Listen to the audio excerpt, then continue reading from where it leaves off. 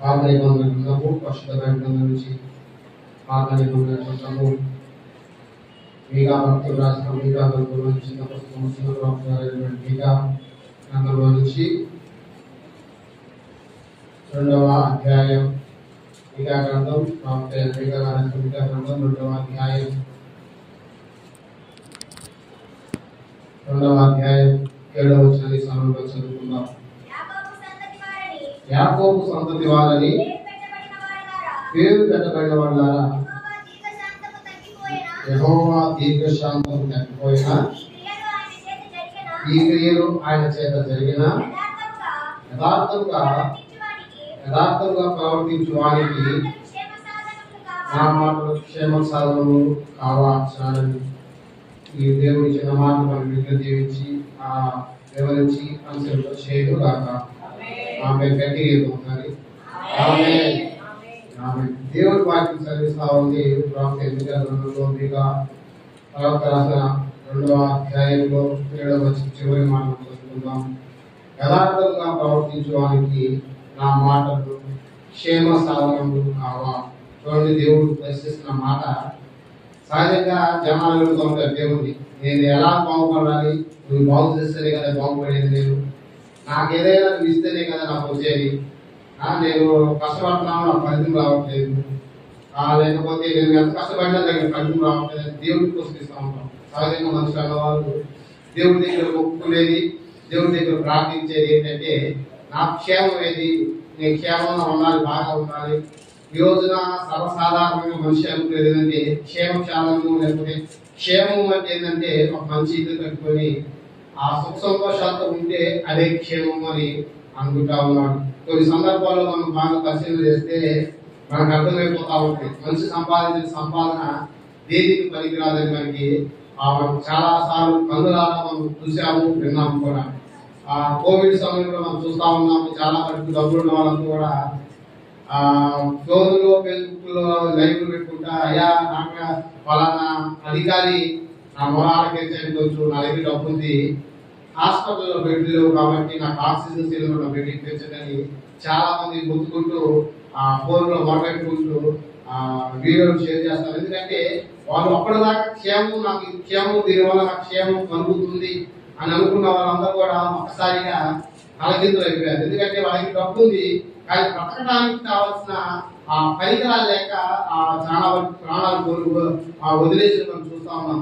దేవుడు మాకు చెప్తా ఉంది, దేవుడు ప్రశ్నిస్తా ఉన్నాడు మనిషిని, నీకు క్షేమ సాధనము ఏది అని దేవుడు కూడా మనకి ప్రశ్నిస్తా ఉన్నారు. మనం అనుకుంటా ఉన్నాము, మనం చూసాము నిజామాబాద్లో వాస్తు ప్రకారం కట్టుకున్న ఇల్లు మునిగిపోయింది, వాస్తుతో కట్టించిన వాస్తు యొక్క సిద్ధాంత ఇల్లు మునిగిపోయింది, దేవుడు లేదని నమ్మిన నాసిక్ ఇల్లు కూడా మునిగిపోయింది, దేవుడు ఉన్నాడని చెప్పి నమ్మిన వారి ఇల్లు కూడా మునిగిపోయింది. చూడండి, అంత నమ్మకంతో కట్టిన వాస్తు సిద్ధాంతం చాలా గొప్పవాడు, ఇలా కట్టించుకుంటే ఇల్లు మనకు క్షేమము, ఈ ప్రకారం అతను చెప్పిన ప్రకారం కట్టించుకుంటే మన ఇల్లు సుఖ సంతోషాలతో క్షేమంగా ఉంటామని అనుకున్న వాళ్ళు, ఇలా కట్టిస్తే మీరు క్షేమంగా ఉంటారో చెప్పిన వాళ్ళు అందరూ కూడా ఆ యొక్క నీటి ప్రవాహంలో చాలా మటుకు మునిగిపోయినట్టు మనం చూస్తా ఉన్నాం. వాళ్ళు అనుకున్నారు ఈయన చెప్పిన ప్రకారం మనం ఇల్లు కట్టుకోవడం వల్ల క్షేమంగా ఉంటాము, వాళ్ళు అనుకున్నారు ఆయన చెప్పిన ప్రకారం బాగా మనం కట్టుకుంటే, ఆయన చెప్పిన ఇంకొంచెం బాగా కట్టుకుంటే మనం ఇంకా క్షేమంగా ఉంటామన్న ఆలోచనతో వాళ్ళకున్న పరిధిని బట్టి, వాళ్ళకున్న దగ్గర ఉన్న స్తోమతను బట్టి బాగా సుఖ సౌకర్యాలతో కట్టుకున్న ఇల్లు కూడా చాలా మంది మునిగిపోయాడు మనం చూస్తా ఉన్నాం. వాళ్ళు అనుకున్నారు మనం క్షేమంగా ఉన్నాం, మన స్థితి ఉన్నతమైన స్థితి. అప్పటి వరకు వాళ్ళు చాలా మంది దాన ధర్మాలు చేసి ఒక ఉన్నతమైన స్థితిలో ఉన్నారు, ఎందుకంటే మేము వాస్తు ప్రకారం కట్టుకున్నాం, ఇలా కట్టుకోవడం వల్ల మాకు బాగా కలిసి వచ్చింది, ఏడ చేపెట్టినా కూడా మేము బాగా అభివృద్ధి పొందామనుకుంటూ ఆ ఇల్లు కట్టి విధానం బట్టి, వాస్తు ప్రకారం బట్టి మేము బాగా అభివృద్ధి పొందాం అని అనేక మంది దాన ధర్మాలు చేసిన వారు మన పరిస్థితులు చూస్తే ఎవరు వచ్చినా కూడా వారు కూడా చేయి చాపి ఆ సహాయం అందిస్తా ఉన్నారు. చూడండి, వారు సహాయం చేసేదానికి అర్హులైన వారు, వాళ్ళకి శక్తి సామర్థ్యాలు ఉన్నప్పటికీ కూడా ఆ సమయంలో వాళ్ళు చూస్తున్న పని ఏంటంటే సహాయం కోసం చేతులు పెట్టి అర్థిస్తా ఉన్నారు. ఎవరో ఒకరు రాకపోతారా, మాకు చిన్న ఒక పులిహార పట్టు వేయకపోతారా, ఎవరో ఒకరు రాకపోతారా, మాకు ఒక కొన్ని వస్తువులు ఇస్తే మేము కొంత కొంతవరకు ఆనందం ఉండగలుగుతా ఉన్నాం. పరిస్థితిని మనం చూస్తా ఉన్నాం. మనం జ్ఞాపకం చేసుకోవాలి, ఏది కూడా ఈ లోకంలో మనిషికి ఏ క్షేమం అనుకున్న ప్రతిదీ కూడా మనిషి అనుకుని తలంచిన ప్రతిసారి కూడా తలకిందులైపోతున్నట్టు మనం చూస్తా ఉన్నాం. పరిస్థితులు మనం బాగా గమనించాలి, మనం చూస్తా ఉన్నాం, పరిశీలన చేస్తా ఉన్నాం. మనం విన్నప్పుడు అయ్యో ఇలా జరిగిందని బాధపడిపోతా ఉన్నాం. పరిస్థితులు మనం గమనించినప్పుడు మనం ఇలాంటి పరిస్థితి కూడా మనకు ఒకసారి వస్తే ఆ పరిస్థితి వేరే విధంగా ఉంటుంది. మనం చూసిన విధానాలు చూస్తా ఉన్నాం. వాళ్ళు ఇవ్వగలిగిన స్థితిలో ఉన్నప్పటికీ కూడా పరిస్థితి ఎలా మారిపోయిందంటే వాళ్ళు కూడా ఒక దగ్గర చేయించాచి అభ్యర్థి లేకపోతే అడగవలసిన పరిస్థితి వస్తా ఉంది. కారణం ఏంటంటే వాళ్ళు ఇది యోగక్షేమమైన ఉపయోగకరమైన ఇల్లు అనుకున్నారు, కానీ అది మునిగిపోయి వారికి సౌకర్యం లేక వారే ఒక దగ్గర అనుకోవాల్సిన పరిస్థితి. అంటే దాన్ని తప్పుగా అనుకోవద్దు. ఒక సహాయం కోసం వారు ప్రార్థించవలసిన అవసరం ఏర్పడింది. అంటే వారు ఏక కాదు, అయినప్పటికీ కూడా తగినంత ఉన్నప్పటికీ కూడా ఏది కూడా వారికి ఉపయోగమైన స్థితిలో లేనట్టు మనము చూస్తా ఉన్నాం. కాబట్టి దేవుడి సమూహ ఈ రోజు దేవుడు మనల్ని అడుగుతా ఉన్నాడు, నువ్వు క్షేమంగా పంపడానికి కావాల్సింది ఏమిటి అని ఆలోచిస్తూ తపన పడిపోతా ఉన్నావు, ప్రయత్నాలు చేస్తా ఉన్నావు. అవి చాలా మంది మనిషికి యోగ్యకరమైనప్పటికీ కూడా ఒకనొక స్థితిలో అవి మనిషిని తలకిందులుగా చేస్తున్నట్టు మనము చూస్తా ఉన్నాం. అందుకే ప్రవక్త మీకా బంధంలో దేవుడు చెప్తా ఉన్నాడు, దేవుడు మనుషులతో చాలా సూటిగా మాట్లాడుతా ఉన్నాడు కదా. ఒక మాట ఈ 2:7 వచ్చిన చివరి మాట మనం చూసినట్లయితే, యథార్థంగా ప్రవర్తించు వారికి నా మాటలు క్షేమ సాధనములు కావా. చూడండి, దేవుడు చాలా స్పష్టంగా మాట్లాడుతా ఉన్నాడు. నా యథార్థంగా ప్రవర్తించు వారికి నా మాటలు క్షేమ సాధనము కావా. దేవుడు ఇలాంటి దేవుడు మన ప్రపంచంలో మరి ఎక్కడ చూడలేమో. మనిషిని దేవుడు ప్రశ్నించే విధానంలో మనం జ్ఞాపకం చేసుకోవాలి. మనిషిని సాధారణంగా మనిషి దేవుడిని అడుగుతా ఉంటాడు, దేవుడిని ప్రశ్నిస్తా ఉంటాడు. నా పరిస్థితి కారణం ఏంటి, రావడానికి కారణం ఏంటి, నేను ఎందుకు ఈ విధంగా ఉన్నానని అడుగుతాం. కానీ దేవుడు అడుగుతున్న మాట ఏమిటంటే నీ పరిస్థితికి కారణము నీ ప్రవర్తనే. చాలా స్పష్టంగా దేవుడు మాట్లాడుతాం. మనం అర్థం చేసుకోవాలి. నీ యథార్థంగా ప్రవర్తించే వారికి నా మాటలు, దేవుడి మాటలు, దేవుడి మాట, దేవుడు మనకు తోడుగా ఉంటే ఆయన మాట ప్రకారం ఇస్తే అదే క్షేమకరమైన సాధనము అని దేవుడు నాకు చాలా స్పష్టంగా చెప్తాం. కాబట్టి మనం ఈ రోజున యథార్థంగా ప్రవర్తించాలని క్షేమ సాధన దేవుడి మాటలు ఎంత క్షేమాన్ని అనుగ్రహిస్తాయో అలాంటి క్షేమమైన మాట వినకుండా కొన్ని పరిస్థితులు మనని దేవుడి నుంచి దూరంగా తీసుకుపోతున్నట్టు మనం చూస్తాం. మనం జ్ఞాపకం చేసుకోవాలి. అలాంటి పరిస్థితులు మనము కొన్ని మాటలు ఈ వాక్యంలో మనం జ్ఞాపకం చేస్తున్నాం. ఇంకో మాట మనం చూసినట్లయితే ఇదే అధ్యాయం మీకా గ్రంథంలో 3వ అధ్యాయంలో ఫస్ట్ వచనంలో చివరి మాట మనం చూసినట్లయితే, న్యాయం ఎరిగి ఉండుట నీ ధర్మమే కదా. దేవుడు మాట మళ్ళీ ప్రశ్నిస్తామని చూడండి. మొదటిగా అంటా ఉన్నాడు, యథార్థంగా ప్రవర్తించడానికి నా మాటలు క్షేమ సాధనం అంటున్నాడు. రెండవ మాట మనం జ్ఞాపకం చేసినట్లయితే, న్యాయంగా ఎరిగి ఉండుట చెప్పాలి మాట. న్యాయంగా ఎరిగి ఉండుట నీ ధర్మం. ఎవరి ధర్మం? ఎవరి ధర్మం? మన ధర్మం. దేవుడు నన్ను అడుగుతా ఉన్నాడు, న్యాయంగా ప్రవర్తించుట, న్యాయం ఎరిగి ఉండుట అది మన ధర్మమే. ఎందుకంటే మనకి సాధారణంగా మనం చేసే తప్పు పని కూడా ఎవరో మనకు వచ్చి చెప్పాల్సిన అవసరం, ఇది తప్పు చేస్తుంది తప్పు అని చెప్పవసరం. కానీ మన అంతరాత్మ చెప్తాం. చాలా మంది అది గమనిస్తే మనకి అదే ఒక పని చేస్తున్నప్పుడు ఎవరో మనకి సహాయం అవసరం, ఇది తప్పు అన్నది. కానీ మనం చేస్తున్న పని తప్పు అయినప్పుడు మన అంతరాత్మ చెప్తా ఉన్నది, ఇది తప్పు, ఇది తప్పు, ఇది చేయబాబు అని. ఒక చాలా సందర్భంలో మీకు చెప్పాను, నేను నా హృదయంలో ఒక మాట జరుగుతాను, కానీ దానికి వ్యతిరేకంగా నేను ప్రవర్తిస్తే చాలా సార్లు మాట మళ్ళా పంచుకుంటాను. ఒక మాట, నేను నాతో పాటు పనిచేసే ఒక కుర్రాడు కొత్త బండి తీసుకున్నాడు, యాక్సెస్ అని. కొత్తగా అప్పుడే మోడల్ వదిలేరు స్కూటీ బండి. ఆయన తీసుకుని షోరూమ్ లో తీసుకున్నప్పుడు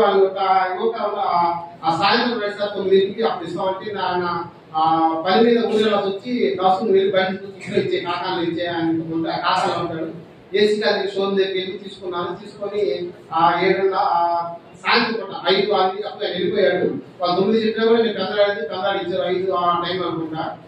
తీసుకొని వస్తున్నాను, మీరు నమ్మండి నమ్మకపోండి, ఇది జరిగిన సంఘటనే.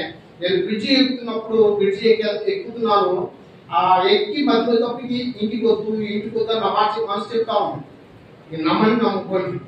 బ్రిడ్జి ఎక్కి ఇంటికి వద్దు, కాకాలు వెళ్ళిపోదాం ఇచ్చేసి వస్తాం మనకి ఎందుకు పారాలు అన్న మాట నా హృదయంలో రిపీటెడ్ వస్తా ఉంది మాట.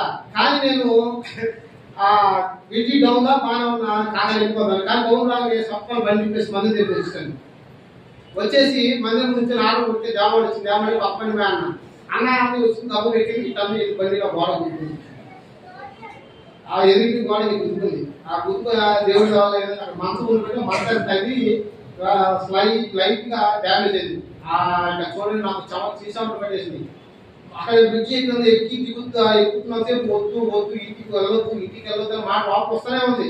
కానీ బలవంతంగా తిరిగి వస్తే ఆ పిల్ల నేను రావటం ఆటలు పడటం దేవత రావటం బండి ఇట్లా అంటాం మోడల్ తీసుకోవటం సైడ్ అంతా పగిలిపోవటం అన్ని క్షణాలు జరిగిపోయి అప్పుడు అనిపిస్తా ఉంది అయ్యో ఎంత తప్పు చేశాను వద్దు వద్దానే వెళ్ళిపోయినా బాగుంటుంది. అది కొత్త బండి అప్పుడు సామాన్లు ఏం కాదు, అది ఎప్పుడే వస్తుంది మోడల్. దేవుడి దగ్గర కొంచెం నైట్ రఫాయి దగ్గర దమ్మ వెళ్ళిపోయి పేట దగ్గర వెళ్ళిపోయి పెయింట్ తెప్పించి నైట్ తేడా పెట్టి పొద్దున్న ఏం మాట్లాడాలా ఆ బండి తాను ఇచ్చిన వాటర్ ఇంటికి వచ్చాను. ఆయన వచ్చి ఊరికి వచ్చి బండి బాగున్నా పెడదాకా మనశ్శాంతి లేదు. ఏది ఆ యాడ కనపడిందో అచ్చుతాడ కనపడి పెయింట్ ఆ మరకాయ కనపడితే ఒకటే టెన్షన్ అన్నమాట. అట్లా దేవుడు వాక్యం చెప్తా ఉంది, న్యాయం ఎగిరిగా మీ ధర్మమే. ఎవరో ఒక మనకి ఇది తప్పు చేస్తుంది తప్పు అని చెప్పే అంత స్థితి దేవుడు మనకి ఆలోచన లోపల అంతరాత్మ చెప్తా చేస్తున్న పని సరి అయింది కాదు, మనం పోతున్న మాత్రం సరి అయింది కాదని మన అంతరాత్మ మనకి చెప్తాడు. ఒకసారి దాన్ని గమనించక ఎదురెళ్ళి అనేక దెబ్బతిన్న వాళ్ళు కూడా స్వయం అనిపిస్తే చాలా మంది కూడా ఆలోచన వస్తా ఉంటుంది. కాబట్టి మనం జ్ఞాపకం చేసిన ఏంటంటే దేవుడు మాట చెప్తా ఉంది, దేవుని వాక్యం స్పష్టంగా మాట్లాడుతా ఉంది, న్యాయం ఎరిగి మీ ధర్మమే మన ధర్మమే దేవుని వాక్యం చెప్తా ఉంది. యథార్థంగా ప్రవర్తించడం ఆ మాట క్షేమం కాదా అని దేవుని వాక్యం చదివిస్తా ఉంది. కాబట్టి మనం దేవుని మీద చేసిన అనేకమైన పనుల వల్ల మనం చాలా పట్టుకొని కోల్పోతా ఉన్నాము. ఆ తప్పులు జరిగిన కారణం అయిపోతా ఉంది. అలాంటి తప్పులు కొద్దిగా మనము ఈ సభలో మనం జ్ఞాపకం చేసుకుందాం. తెలిసి కూడా మనం అలాంటి తప్పు చేయడానికి కారణం మన అంతరాత్మ బట్టి మనం పరిశీలన చేసుకున్నామండి. దేవుడి వాక్యం మనం జ్ఞాపకం చేసుకుందాము. ఇదే మీకా గ్రంథంలోంచి 6వ అధ్యాయము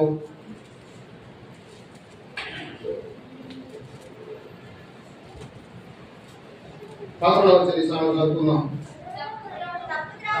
తప్పు త్రాసు తప్పురాలతో రంచి ఉంచుకొని నేను పవిత్రులవుతున్నా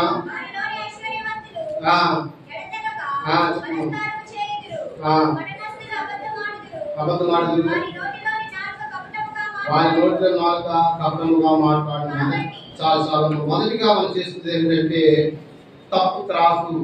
చూడండి, అన్యాయంగా ప్రవర్తించడం తెలిసి కూడా తక్కువగా విధి విధానంగా గవర్నమెంట్ ఒక రాయిస్తా ఉంది, ఒక సరైన తూకం ఇస్తా ఉంది, ఇది ఇంత పరిమాణంలో ఉండాలన్న పరిమాణం బట్టి మనం వ్యాపారం చేస్తూ ఉంటాం.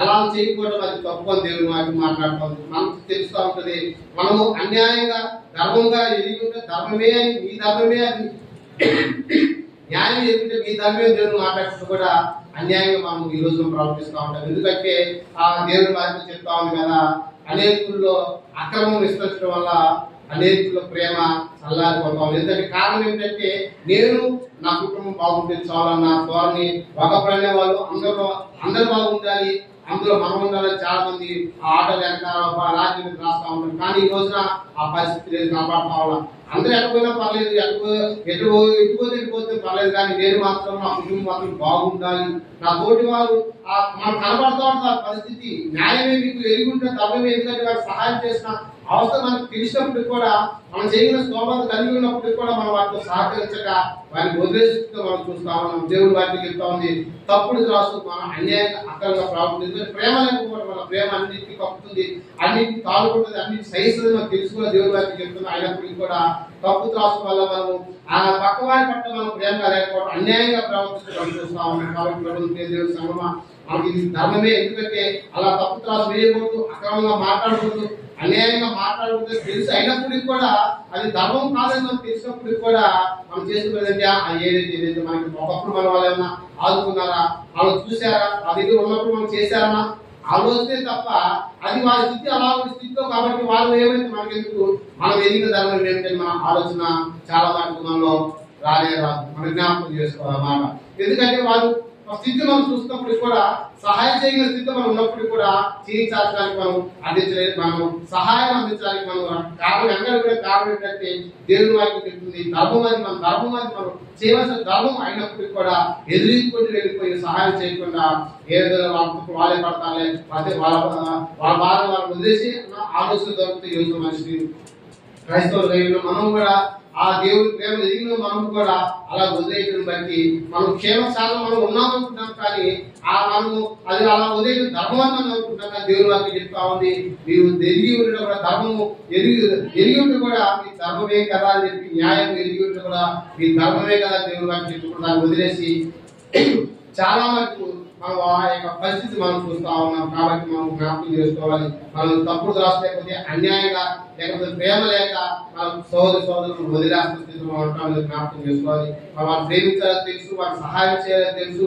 వారిని స్థితి నుంచి పైకి పక్కకు రాగాలని తెలిసినప్పుడు కూడా అవన్నీ మనం వదిలేసి మన దాన్ని మనం పోతున్నట్టు మనం చూస్తా ఉన్నాం. దేవుడి వాక్యం చెప్తాను, తప్పుడు రాస్తూ ఉంచుకొని రావడం, ఉంచుకొని ఉన్నాం. జ్ఞాపకం చేసుకో, మనలో ఆ ఉంచుకోకూడదు తెలిసినప్పుడు కూడా, అలాంటి పరిస్థితి మనం ఉండకూడదని తెలిసినప్పుడు కూడా అలాంటి వాటిని ఉంచుకొని మనం దేవుడికి దూరం అయిపోతా ఉన్నాం. మనం ఏ క్షేమాలు మనం బాగున్నా ఆ దేవుడి కోరుకుంటా ఉన్నాం, కానీ ఇలాంటివి కూడా మనం వదిలిపెడితేనే ఇంకా మనకి క్షేమ సాధకులు అవుతాయి. మనం జ్ఞాపకం చేసుకోవాలి. అదే మాటలో పని వచ్చిన మనం చూసినట్లయితే, వారి నోటిలో నాలుగు చివరి మాట, వారి నోటిలో నాలుక కపటముగా మాట్లాడుతూ ఉంటుంది. చూడండి, కపటరాసు అయినప్పటికీ మనం గుంజుకుంటా ఉన్నాం. తర్వాత కపటమైన నాలుక, వారి నోటిలో కపటమైన నాలుక మాట్లాడుతూ ఉంటుంది. ప్రేమ మాట్లాడాల్సి మనము ఏ విధంగా మాట్లాడుతూ మనం జ్ఞాపకం చేసుకోవాలి.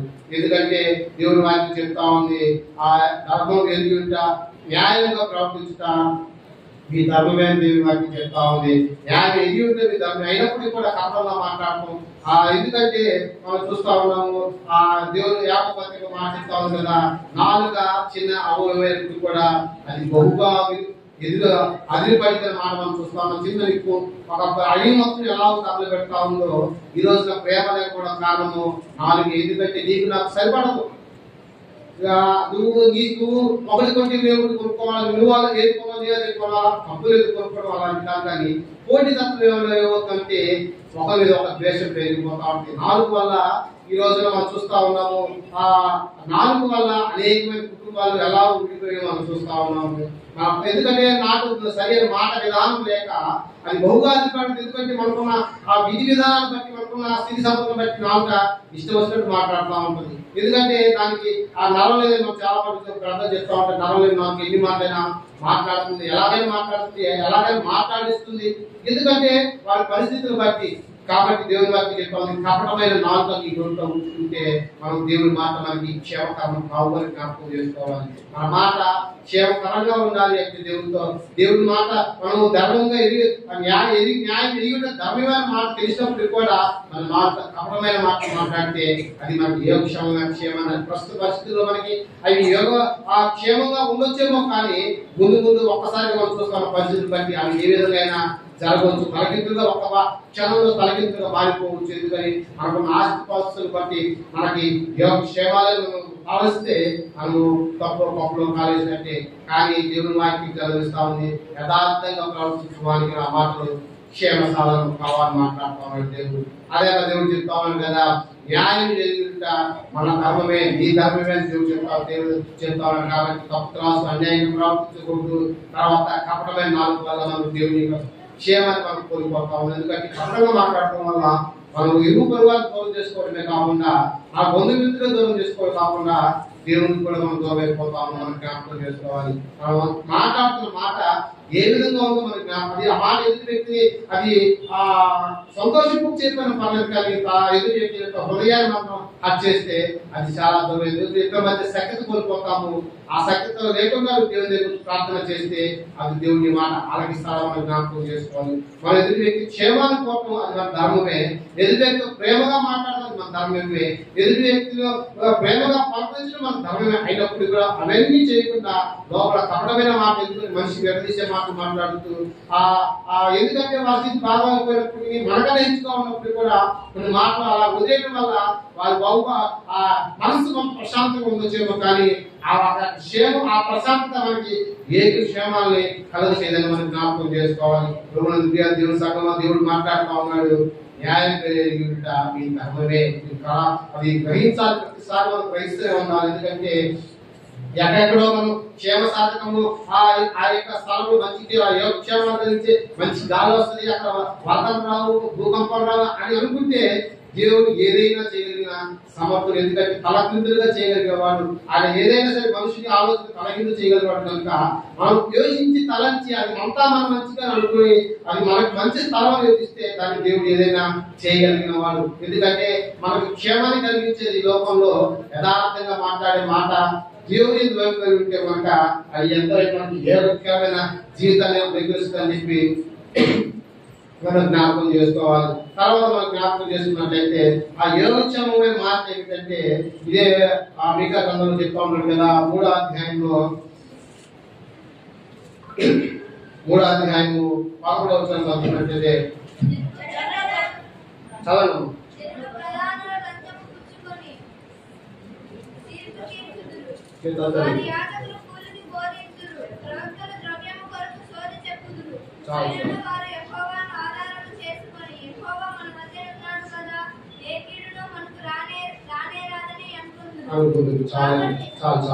చూడండి, ఇక్కడ వాక్యం దేవుని మాట చెప్తా ఉంది.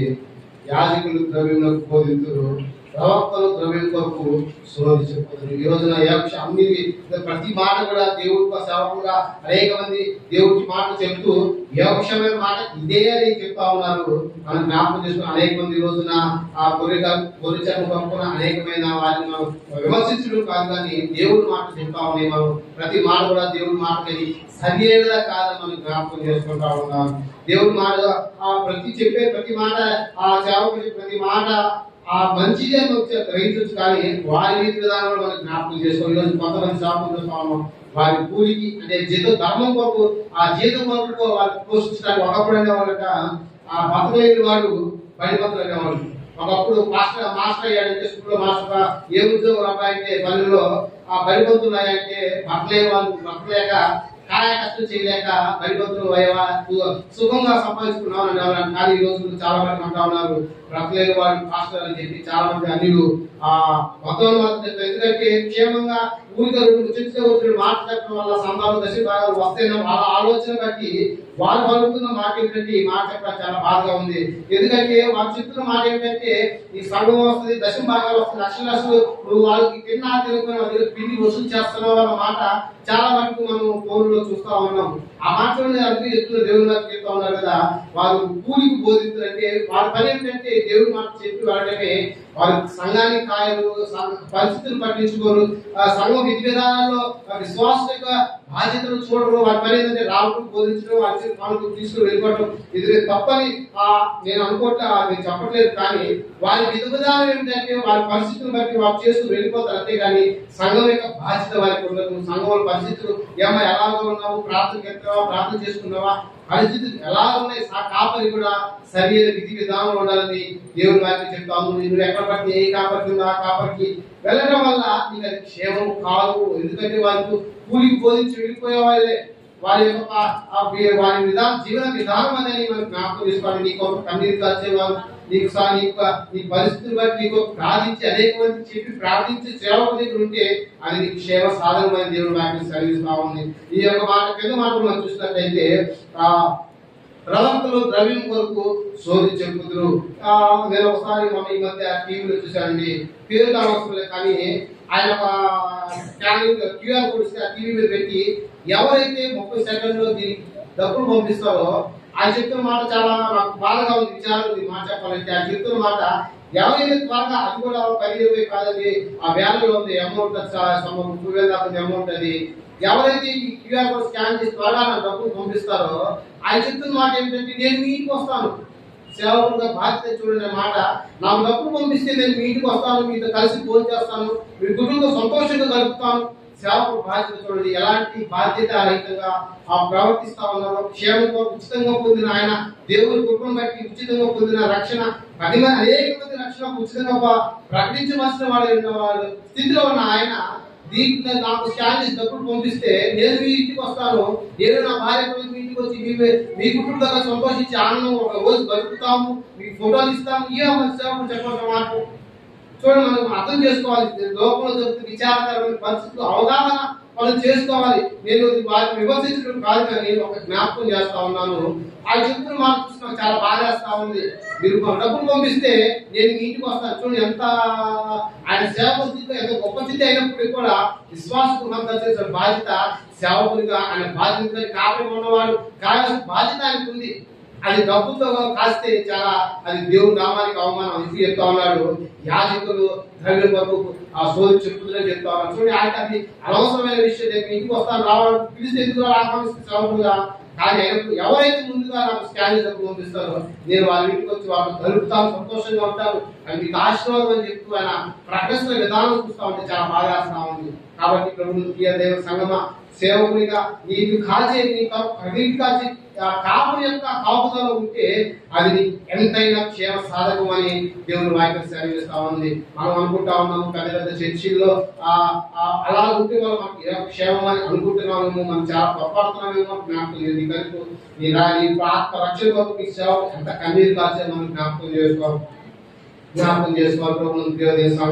కాబట్టి ఆయన చెప్తా ఉన్నాడు, న్యాయం నీ ధర్మమే, మన ధర్మమే. ఎందుకంటే పెద్ద పెద్ద వాటిని చూసి, ఎందుకంటే అన్ని విధాల సౌకర్యాలు ఉండొచ్చు, ఆ రకరకాల మనిషికి కలిగిన సౌకర్యాలు ఉండడం వల్ల మనం వెళ్ళిపోతున్నామని మనం జ్ఞాపకం చేసుకోవాలి. అది మన పరిస్థితి జ్ఞాపకం చేసుకోవాలి. కాబట్టి సంగమా దేవునికి మాటలు చెప్తా ఉన్నాం కదా, యథార్థంగా ప్రవర్తించడానికి నా మాటలు క్షేమ సాధకం కాదా, తప్పుడు రాష్ట్రాలు అన్యాయంగా ప్రవర్తించడం వల్ల దేవుడు కొంత పోతా ఉంది, మన క్షేమం కాకుండా పోతా ఉంది.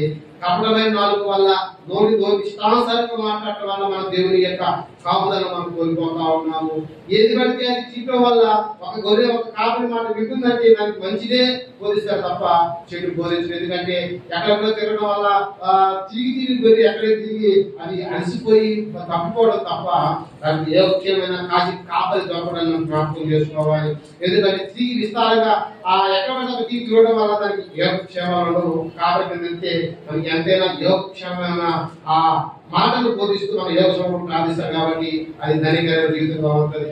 తర్వాత మనం జ్ఞాపకం చేసుకున్నట్లయితే యోబు గ్రంథం మనం పరిశీలన చేసినట్లయితే పరిశుద్ధ బైబిల్లో యోబు గ్రంథము మొదటి అధ్యాయము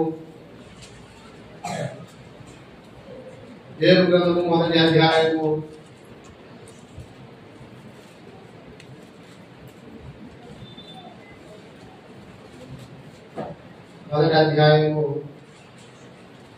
5వ వచనం చదువుకుందాం.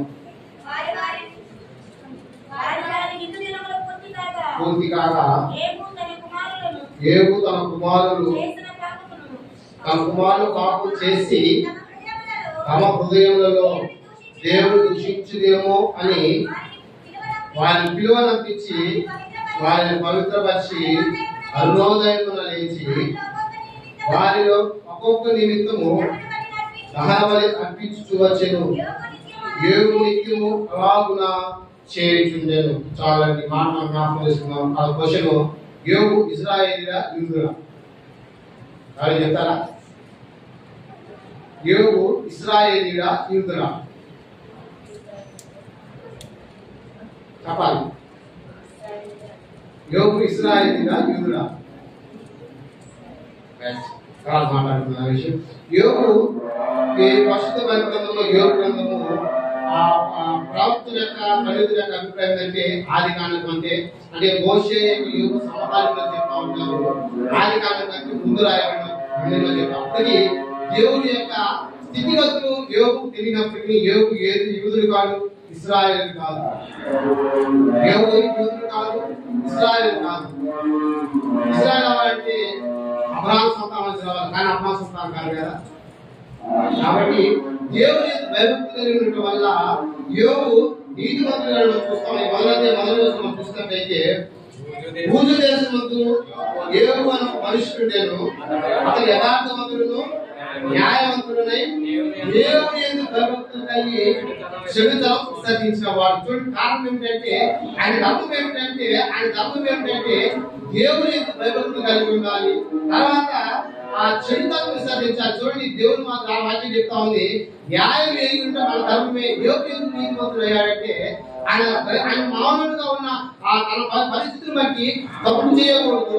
ఆయన దేవుడు ఉన్నాడు, ఆయన భయపడాలి, మంచి చేయాలి, 10 మంది మంచి వాళ్ళు చెడు చేయకూడదన్న ఉద్దేశం ఆయనకు ఉంది కాబట్టి ఆయన పూజ దేశం ముందు మాత్రమే దేశం ముందు మొత్తానికి ఆయన నీతిమంతులుగా ఉన్నట్టు మనం చూస్తా ఉన్నాం. ఎందుకంటే ప్రతిదినము నిత్యము అలా చేసిన ఎందుకంటే తన కుమారులు తప్పు చేశారేమో అని దేవుడు దహనమని అనిపిస్తూ వాళ్ళకు పాపం యొక్క ప్రాయశ్చిత్తం చేస్తామని చూడాలి. ఆయన ధర్మం ఎందుకంటే పాపం ప్రాయశ్చిత్తం చేయాలి కాబట్టి దేవుని యొక్క పరిస్థితులు అవగాహన లేకున్నప్పటికీ అప్పటికి ఆ దేవుని వాక్యం మనం చదివిస్తా ఉంది. ఆయన యథార్థవంతుడు, న్యాయవంతుడు, ఆ దేవుని భయభక్తులు కలిగిన వాడిగా మనం దేవుని వాక్యం చెప్తా ఉంది. మనం జ్ఞాపకం చేసుకోవాలి. ఎందుకంటే మానవుని గారి ధర్మమే న్యాయం, ఎందుకంటే మన ధర్మం, ఎందుకంటే మనం ప్రవర్తించే విధానము ఎలా అనుకుంటున్నారు. యోగు నీతిమంతులుగా తీర్చబడడానికి కారణం ఏమిటంటే ఆయనకి దేవుడిని భయభక్తి ఉంటుంది. దేవుడు ఎవరు ఉన్నాడు, మనం భయపడాలి, అది కూడా భయభక్తులు కలిగి ఉండాలని చెప్తూ ఆయన చెప్పిన మాట ఏమిటంటే చెడుతనం విసర్జించాలి. మానవుడిగా మన ధర్మము సహజం కాదు. ఎవరో వచ్చి ఇది చెడు, నువ్వు చేసిన పని తప్పు, ఇది చేయబాలని చెప్పాల్సిన అవసరం లేదు. కానీ మనం చేస్తున్న పరిస్థితిని బట్టి మనం అది తప్పు అని మనకు తెలుసు కాబట్టి అది చేయకుండా మనం ఉండాలి. తర్వాత న్యాయంగా ప్రవర్తించాలి. ఎందుకంటే ఎదుటి వారి దూషణంగా మాట్లాడకుండా తగిన సహాయం చేయగల న్యాయం ధర్మం కాబట్టి దేవుని వాక్యం చెప్తా ఉంది. యథార్థంగా ప్రవర్తించడానికి నా మాటలు క్షేమ సాధనం కావాలి. దేవుడి మాటలు దేవుడు ప్రశ్నిస్తే విధానం మనం జ్ఞాపకం చేసుకుంటే యోగు ఎందుకు అలాంటి శ్రమలు కలిగినప్పటికీ కూడా మరలా ఫలం పొందగలిగిన కారణం ఏంటంటే అతను యథార్థంగా ప్రవర్తించాడు. ఎందుకంటే దేవుడు అప్పటికే విధి విధానాలు ఏమి లేవు కాబట్టి అయినప్పటికీ కూడా అతని యొక్క నిత్యం అలా చేర్చుకునే వాక్యం చూసినట్లయితే తన కుమారుడు అక్కడ పాపం చేశారేమో అని చెప్పి వారికి ఒక దహనబలి అర్పిస్తూ క్రమంగా అర్పిస్తూ నిత్యం అలా చేసిన కారణం నుండి భయభక్తులు కలిగి న్యాయంగా ప్రవర్తించుట, చెడుదలను విసర్జించుట అది మన ధర్మం, మానవుడి యొక్క ధర్మము. దేవుని వాక్యం చెప్తా ఉంది. న్యాయం ఎదుగుంటే మన ధర్మమే అని రోజు ఎదిగాడు కాబట్టి పాపానికి తావు ఇవ్వకుండా తనతో పాటు కుమారుడు పాపం చేయకుండా ఒకవేళ చేశారేమని వారి మీద ప్రాయశ్చిత్తం చేస్తూ దేవుడు నమ్మకం ఉన్నాడు కాబట్టి దేవుడి మాట చెప్తా ఉంది కదా.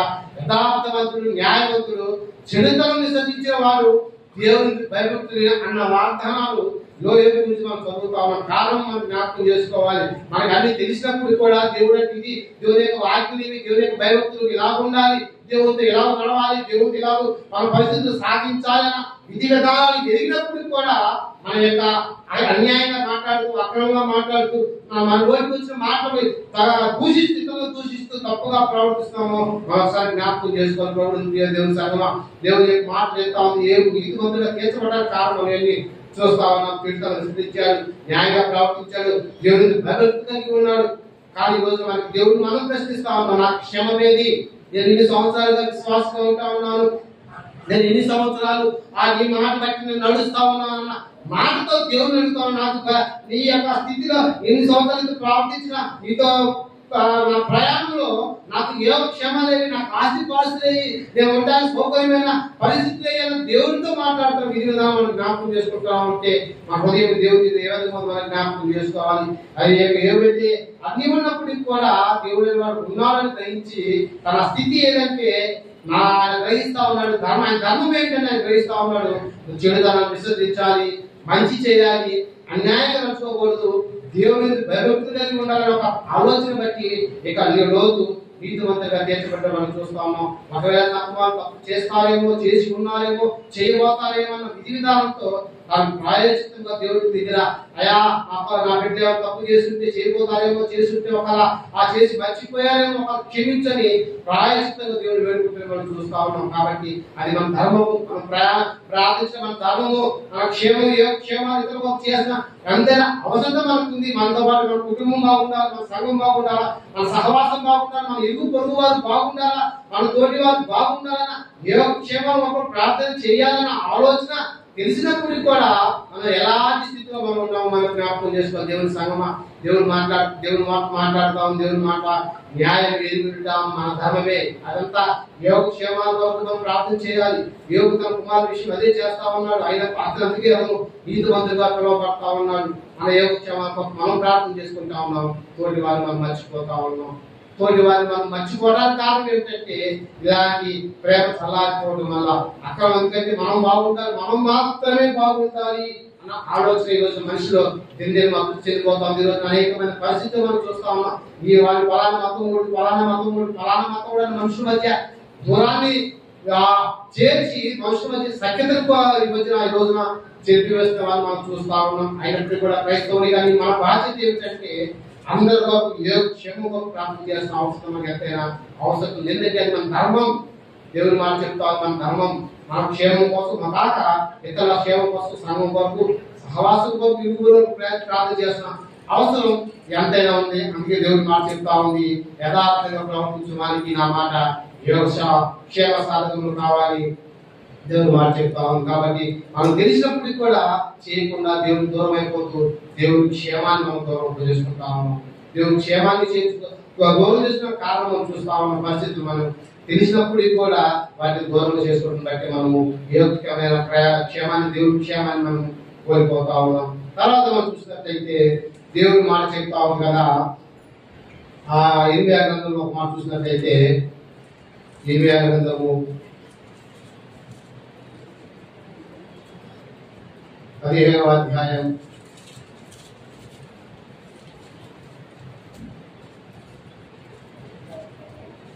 15వ అధ్యాయం 16వ వచనం మనం జ్ఞాపకం చేసుకుందాం. ఈ మాటలు నాకు దొరకగా నేను వాటిని పూజించింది. సైన్యములకు అధిపతి యెహోవా దేవా, నీ పేరు నాకు పెట్టబడిన కనుక నీ మాటల సంతోషమును నా హృదయంలో ఆనందము కలిగజేయుచున్నవి. చూడండి, దేవుడి మాట వింటే ఆ సంతోషము, హృదయంలో సమాధానము, హృదయంలో సంతోషం ఉంటుందని చెప్పి నేను నీ మాటలు దొరకగా నేను వాటిని పూజించి తిని నీ పేరు పెట్టబడిన కనుక నీ మాటలు నాకు సంతోషమును నా హృదయంలో ఆనందము కలిగజేయుచున్నవి. ఈ రోజున మనం ఎదుర్కొంటున్న ఆనందం ఎక్కడో మనం చూస్తా ఉన్నాం. మన సంతోషం ఏదో ఎదుర్కొని మరి చూస్తా ఉన్నాం. మనం జ్ఞాపకం చేసుకోవాలి, ఎందులో సంతోషం ఉందో, ఎందులో ఆనందం ఉందో.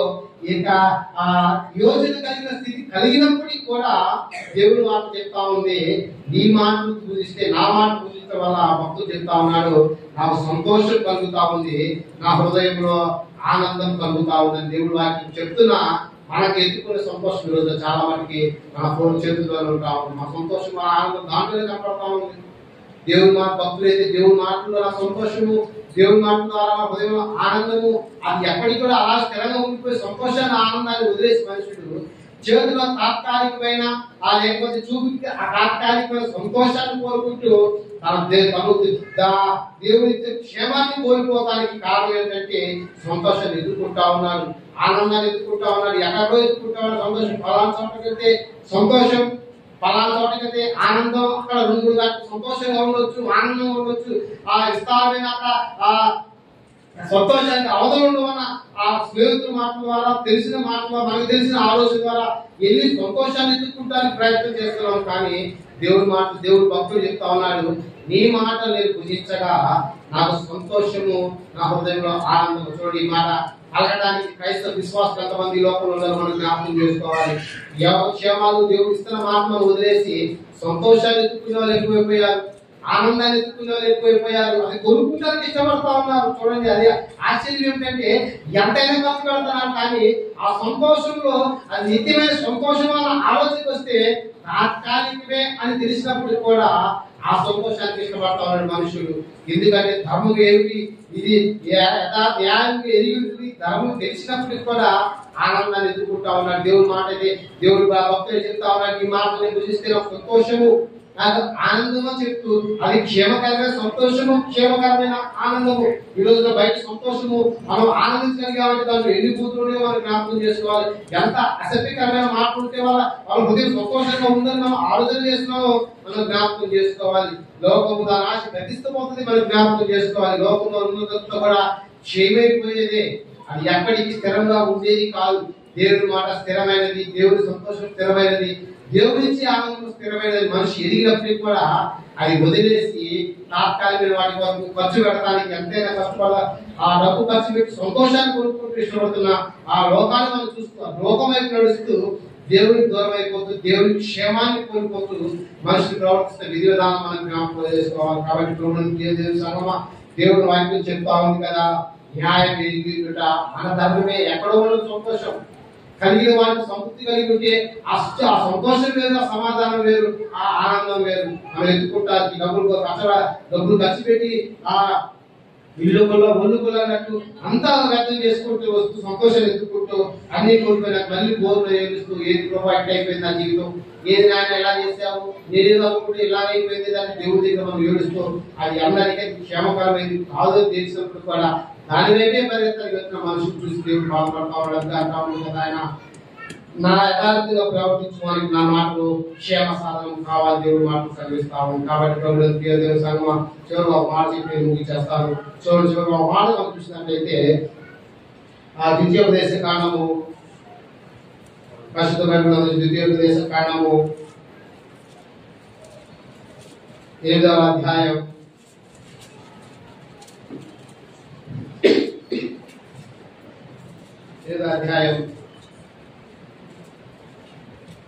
3-4 చదువుకుందాం. ఆహారం వల్లే కాక యెహోవా సెలవిచ్చిన ప్రతి మాట వలన నరులు బ్రతుకుదురని నీకు తెలియజేయుటకు ఆయన నిన్ను అణచి నీకు ఆకలి కలుగజేసి నీవే గాని పితరులే గాని ఎన్నడూ ఎరుగని మన్నాతో నిన్ను పోషించెను. ఈ 40 సంవత్సరాలు నీవు వేసుకున్న బట్టలు పాతకెళ్ళలేదు, ఈ కాలు వాయలేదు. దేవుడు నామాన్ని మహిమ కలుగును గాక.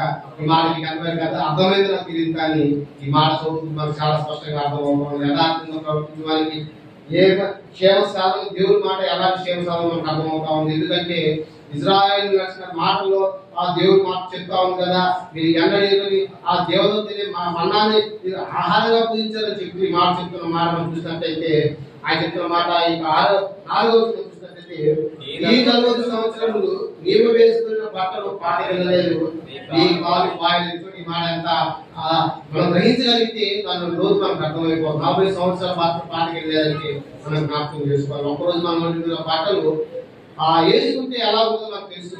తర్వాత నీ కాలు వాయలేదు. మనం నడిచిన ప్రయాణం కనీసం ఒక 4 కిలోమీటర్లు నడిచామంటే కాలు నొప్పులు అని చెప్పి కాళ్ళకు తగిన మర్దన చేసుకుంటూ మనం ఎంత బాధపడిపోతాం మనం చూస్తూ ఉండాలి.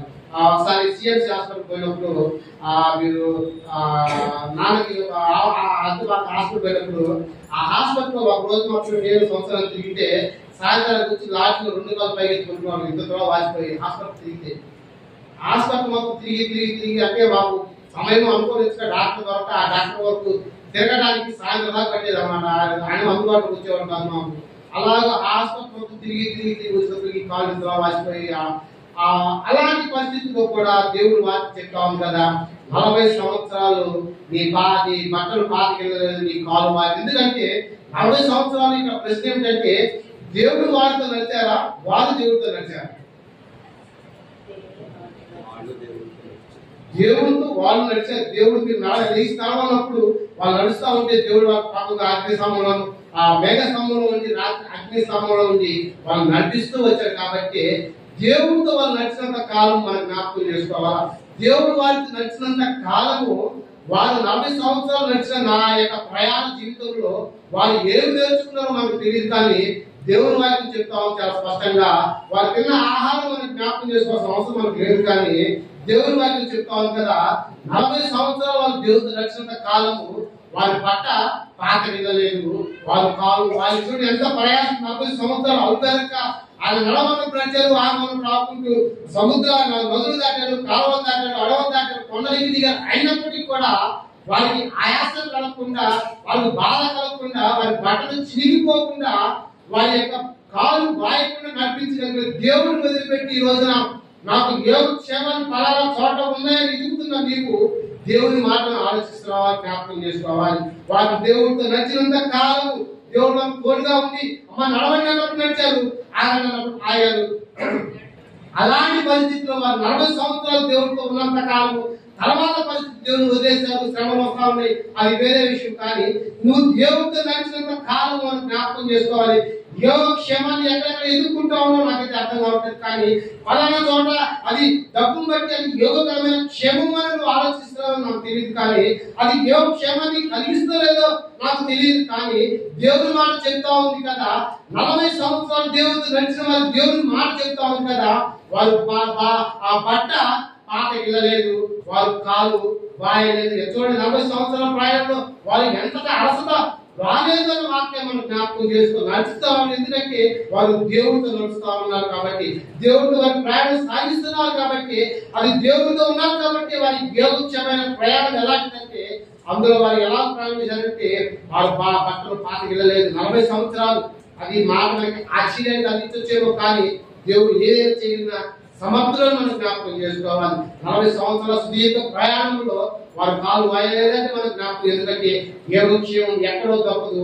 దేవుడి మాట చెప్తా ఉంది, యథార్థంగా ప్రవర్తించడానికి నా మాటలు, దేవుడి మాటలు బట్టి మనం యథార్థంగా ప్రవర్తిస్తే అది యోగక్షేమమైన ప్రయాణాన్ని అనిపిస్తే ఉండడమే కాక ఎల్లప్పుడూ మనం తోడుగా ఉండి మన క్షేమాన్ని మనకు అనుగ్రహించే ప్రయాణంలో మనకి జ్ఞాపకం చేసుకోవాలి. కాబట్టి ప్రభుత్వం దేవుని సంగమా, దేవుని మాట వింటున్న సంతోషము ఆనందం దేవునితో ఉంటే, దేవుని మాట వింటే సంతోషము, దేవునితో నడిస్తే ఒక క్షేమకరమైన ప్రయాణం మనకు జీవితంలో సాగిస్తుంది. జీవితంలో మనిషికి మనకు ఒక వాస్తవానికి మనం మాట్లాడుకుంటే మనిషి యొక్క జీవితంలో కావాల్సిన సంతోషం ఆనందం కన్నా మనిషికి మించినది ఏది కూడా లేదు. ఈ రోజున చూస్తా ఉన్నాము, మనిషి ఆ వేలు పెట్టి మందులు కొన్నప్పటికి కూడా ఇది మంచి కంపెనీ మందు అని కొంచెం ధర ఇచ్చి కొన్నప్పటికి కూడా దాని యొక్క ఆనందం తాత్కాలికమే అన్న ఆలోచన మనిషి ఎదిగినప్పటికి కూడా దేవుడికి దూరం అయిపోతా ఉన్నాడు. మా మంచాలు కాస్ట్లీ మంచం, మంచి పరుపు, ఇది ఆ నచ్చి హాయిగా నిద్రపోవచ్చు.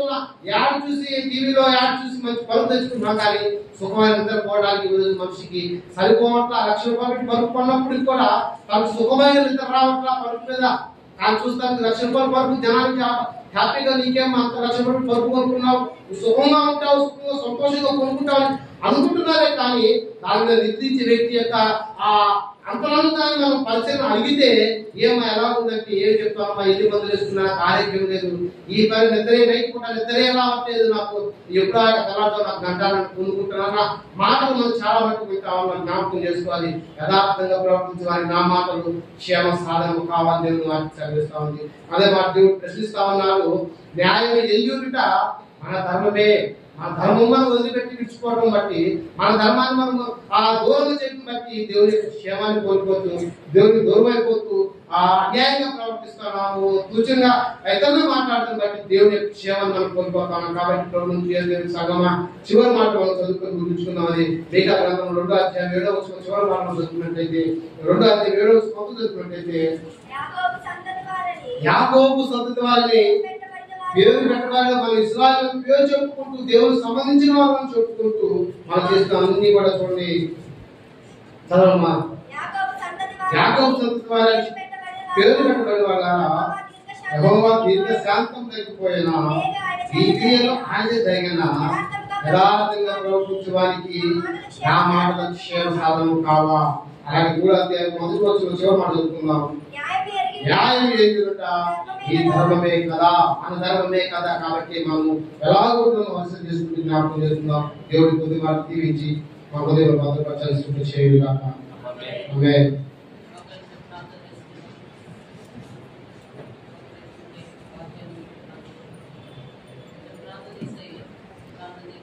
ప్రార్థన చేసుకుందాం. హృదయంలో జ్ఞాపకం చేసుకుందాం. మన పరిస్థితి దేవుడి దగ్గర ఎక్కడెక్కడో ఎదుర్కొంటూ దేవుడి క్షేమాన్ని వదిలేసి యోగక్షేమాలు ఎదుర్కొంటూ సంతోషాన్ని ఎదుర్కొంటూ మనం అటు ఇటు తిరుగుతూ దేవుడు ఆడుతూ దేవుడు దూరం అయిపోతాం జ్ఞాపకం చేసుకుంటాం. హృదయం తప్పు అని తెలిసినప్పుడు కూడా తప్పు చేయడానికి తెగిస్తున్నాం అంటే మనం జ్ఞాపకం చేసుకుని చదివేసుకుంటాం. సంగమా అన్యాయమైన త్రాసు అప్పుడమైన 4వ హృదయం ఉండటం వల్ల, దేవుడు మాట మన హృదయంలో లేకపోవడం వల్ల తాత్కాలిక సంతోషాన్ని ఎదుర్కొంటూ ఇటువంటి తిరుగుతూ సంతోషం కోసం మనం తిరుగుతూ ప్రయాసపడతా ఉన్నాము. అదేమి అవసరం లేకుండా దేవుడు ఇస్తా ఉన్నాడు కదా. ఆ మాట తిరిగి భుజించిన వారికి హృదయం సంతోషం ఆనందం ఉంది. ఆ విధంగా మనం మనసు చేసుకుంటూ ప్రార్థన చేసుకుందాం. మహాపరిశుద్ధుడు తండ్రి, పరిశుద్ధమైన పాదాలు మనం చెల్లిస్తాము. ఈ మధ్యాహ్న సమయం కృప చేత మీరు నిలబెట్టి ఇచ్చిన మాటలు బట్టి మీకు వందనాలు చెల్లిస్తా ఉన్నాం. దేవా నిజమే తండ్రి, క్షేమం కొరకు తిరుగుతూ ప్రయాసపడుతూ సరైన క్షేమం లేక అన్ని కొట్టిమిట్లాడుతున్న సమయంలో నీ మాట చదివిస్తా ఉంది. యథార్థంగా ప్రవర్తించడానికి నా మాట క్షేమం కాదని మాట చదివిస్తా ఉంది. తెలిసినప్పుడు కూడా దేవా తెలిసినప్పుడు కూడా ఈ సన్నిధి విడిచిపోయి అది ఎక్కడెక్కడ క్షేమాన్ని కొట్టే స్థితిలో అవుతా ఉందండి. అయితే క్షమించండి దేవా. యథార్థంగా ఆ న్యాయం ఎరుగుంటే ధర్మవాన్ని మన ధర్మాన్ని మార్చేటప్పుడు కూడా ధర్మాన్ని వదిలేసి న్యాయాన్ని వదిలేసి తెలిసినప్పటికి కూడా తండ్రి దుస్సాహస్తుని సన్నిధి దూరం అయిపోతా ఉన్నాను తండ్రి. పక్క వారి దుష్టంగా మాట్లాడుతూ దేవా తప్ప మీద ప్రేమ చూపుతూ తప్పగా మాట్లాడుతూ తప్ప మీద నాలుగు ఎదుటి వారికి బాధలకి మాట్లాడుతూ ఈ సన్నిధి దూరం అయిపోతా ఉన్నాను తండ్రి. నాకున్న స్థితిని బట్టి నాకున్న పరిస్థితిని బట్టి నాకు మంచి క్షేమంలో అనుకుంటున్నాను కానీ తండ్రి నీ క్షేమాన్ని కోరుకోలేకపోతున్నాయా.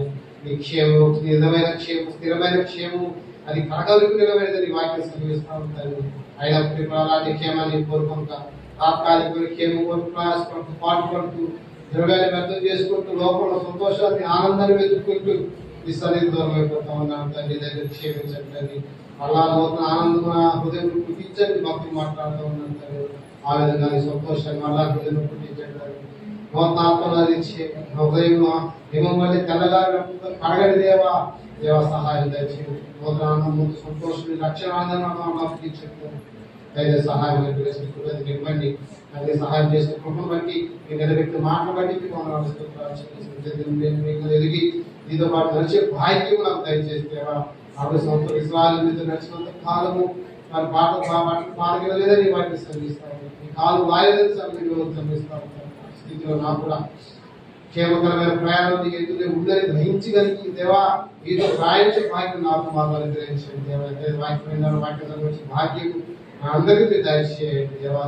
అపవాది వాక్యాలు ఎత్తుకోకుండా వెతుకునే వాక్యం హృదయం మాటపడి ముక్కలంతులు అరవత్తు మూలతలు పనిచే భాగ్యం అనుగ్రహించడానికి సమాజాన్ని స్థిరపరిచి దేవా సంఘంలో అనేక వృత్తాంతో రక్షించి దేవా వాక్యాలు వచ్చి భాగ్యం నాకు అనుగ్రహిస్తాను. నామం పరిచర్యలో మీ సహాయం అనుగ్రహించండి.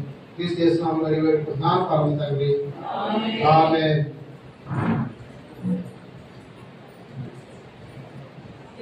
ఈ సమయంలో మనం నిలబడినట్లయితే ఆరాధన క్రమాలు